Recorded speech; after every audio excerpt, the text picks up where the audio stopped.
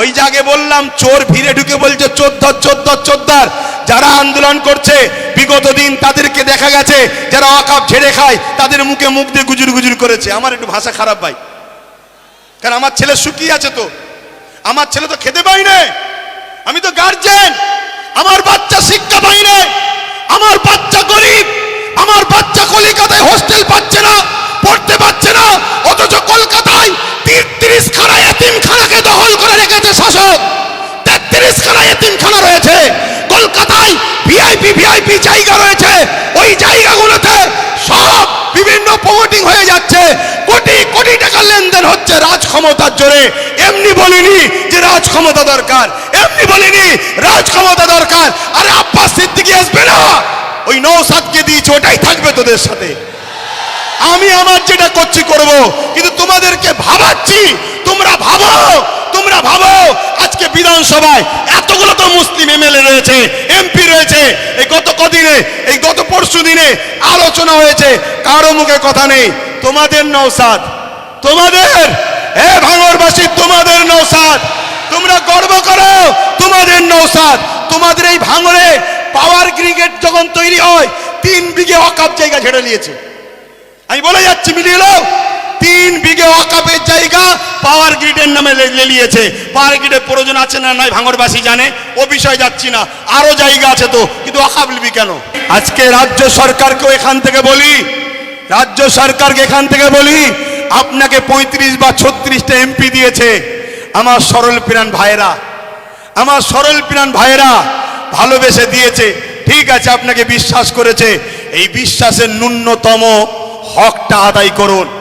যদি আপনি বিশ্বাসের উপযুক্ত না হন, আগামী দিনে আপনার বামফ্রন্টের মতো অবস্থা হবে, সেটা পরের বিষয়, কিন্তু বিশ্বাসের উপযুক্ত হন।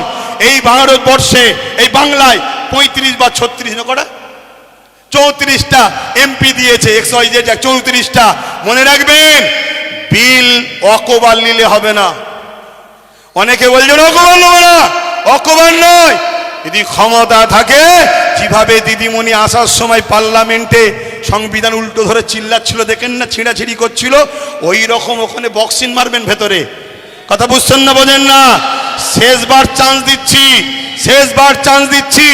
এই লড়াই সংবিধানকে বাঁচাবার লড়াই, শুধু মুসলমানদের লড়াই নয়, সংবিধানকে বাঁচাবার লড়াই। আপনি সংবিধানের স্বার্থে করেন, আমাদের ভালো যদি নাও চান, কমসে কম সংবিধানকে তো ভালোবাসেন, সংবিধানের স্বার্থে করেন।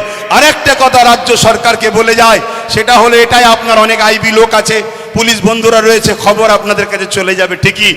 শ্রদ্ধার সাথে বলছি, যে ওয়াদা করেছিলেন ওয়াকফ ফিরিয়ে দাও, ফিরিয়ে দেব, এই ওয়াকফকে ইমিডিয়েটলি ফিরিয়ে দেন। ওয়াকফকে যারা দখল করেছে দখল মুক্ত করেন। এ কথা যখনই বলা হবে, রাজ্য সরকার কি বলে জানেন? যে ওইভাবে বোলডুজার আমি চালাতে পারবো না। কিন্তু আমরা দেখেছি এই রাজ্য সরকার গরিব হকারদের করে বোলডুজার চালিয়ে ভেঙেছে। দেখেছেন না, দেখেন না? তাহলে আমার হিন্দু ভাইয়েরা, আদি সনাতন ভাইয়েরা, আমরা আপনাদের দুশ্মন নয়, মুদি দুশ্মনের নজর আপনাদের দেখাচ্ছে। চশমা খুলে ভাইয়ের নজরে দেখেন, আপনাদের জন্য আমার জান দিতে প্রস্তুত আছি আমরা, ঠিক না বেঠিক গো? হ্যাঁ, আমার হিন্দু ভাইয়েরা আমাদের নয়, তাই বলে দিলাম।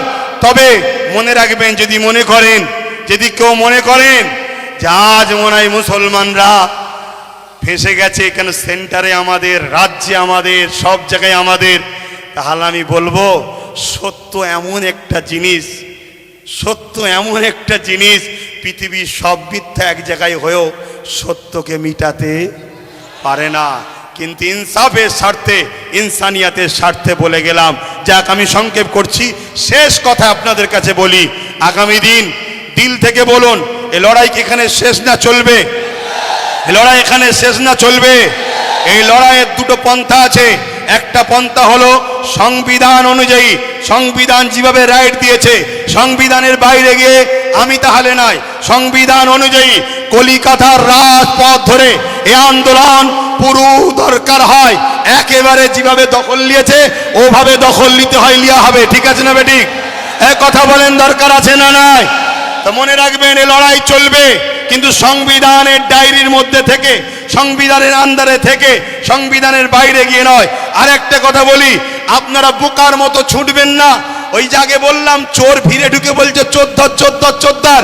যারা আন্দোলন করছে বিগত দিন তাদেরকে দেখা গেছে যারা ওয়াকফ ঝেড়ে খায় তাদের মুখে মুখ দিয়ে গুজুর গুজুর করেছে। আমার একটু ভাষা খারাপ ভাই, কারণ আমার ছেলে শুকিয়ে আছে, তো আমার ছেলে তো খেতে পাই না, আমি তো গার্জেন, আমার বাচ্চা শিক্ষা পাই না, আমার বাচ্চা গরিব, আমার বাচ্চা কলকাতায় হোস্টেল পাচ্ছে না, পড়তে পারছে না, অথচ কলকাতায় 33 খানা এতিমখানাকে দখল করে রেখেছে শাসক। 33 খানা এতিমখানা রয়েছে কলকাতায়, ভিআইপি জায়গা রয়েছে, ওই জায়গাগুলোতে সব বিভিন্ন প্রমোটিং হয়ে যাচ্ছে, কোটি কোটি টাকা লেনদেন হচ্ছে রাজ ক্ষমতার জোরে।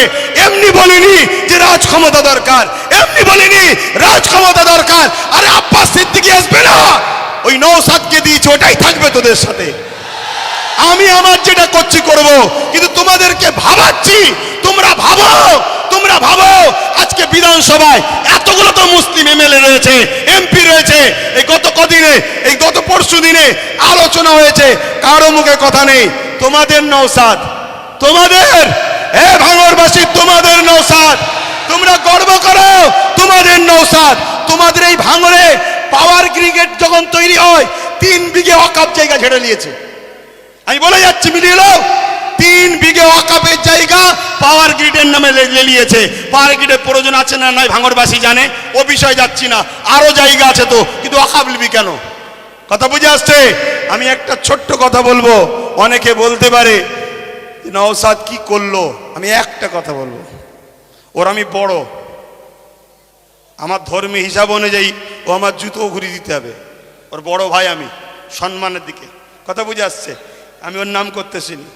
আমি একটা ছোট্ট কথা বলবো, ভাঙড়ে এয়ারপোর্টের নামে জমি নিতে গেছিল, জানেন তো? নিতে পেরেছে? এটা তোমরা বেঁচে, তোমরাই তোমাদের নিজেদের তকদিরকে, আল্লাহর হুকুম তো বটে, করেছো ভালো। কি যদি ও না থাকতো, অন্য কেউ থাকলে একদিন সই করে জমিলে লাখ লাখ হাজার হাজার মুসলমানদের ঘর উচ্ছেদ হয়ে যেত। কথা মাথায় ঢুকছে? কিন্তু ওই নেশার ঘোর এখনো কাটেনি। শুধু একটাই করো, যেখানে মুসলমান গ্রুপ বেশি হয় কেস দিয়ে তুলে দাও, নাই ভোটাভুটিতে ভাগ করে দাও, আর না হয় জমি অধিগ্রহণের নামে কেড়ে নাও। তো ভাই আমি আর কথা বাড়াবো না।